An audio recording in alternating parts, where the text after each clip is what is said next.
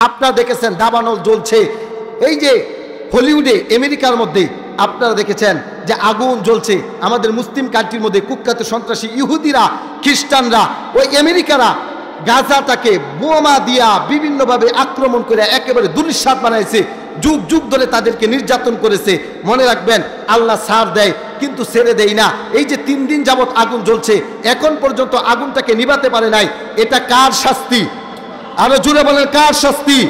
সুতরাং বোঝা গেল, আল্লাহর সাথে যারা চ্যালেঞ্জ করে, কোরআনের বিপক্ষে যারা লাগে, যারা আলেমদের বিপক্ষে লাগে, যারা এই পৃথিবীর মধ্যে অশ্লীলতা ছড়িয়ে দিতে চায়, যারা মুসলমানদেরকে হত্যা করে মুসলমানদের বিপক্ষে অবস্থান নেয়, হে মুসলমান জাতি, আমাদের আল্লাহ আছেন, আমাদের রব আছেন, তিনি এখনো জীবিত, চিরঞ্জীব, তিনি কখনো মরবেন না, তিনি ছাড় দেন, ছেড়ে দেই না। বিশ্ববাসী তাকিয়ে দেখো, যারা মুসলমান গাজার উপরে, ফিলিস্তিনের উপরে যারা নির্যাতন করো, জুলুম করো, অত্যাচার করো, আল্লাহ ছাড় দেয়, ছেড়ে দেই না।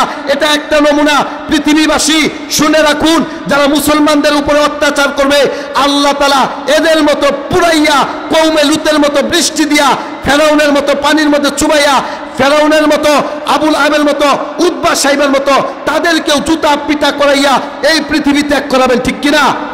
এই জন্য মুসলমানদের বিপক্ষে লাগা যাবে না। আমরা মুসলিম, সকলে ঐক্যমত থাকতে হবে, সকলেই হাতে হাত রেখে, কাঁধে কাঁধ রেখে আমাদেরকে ঐক্যবদ্ধ থাকতে হবে। আমরা যদি ঐক্যবদ্ধ থাকতে পারি, তা লাভ কি? আপনারা দেখেছেন আজকে আমরা ঐক্যবদ্ধ নাই। এই জন্য সাধারণ ইসকন হিন্দু সম্প্রদায়ের কয়েকটা মানুষ আমাদের একজন অ্যাডভোকেট সাইফুল ইসলাম ভাইকে চট্টগ্রাম হত্যা করে দিয়েছে।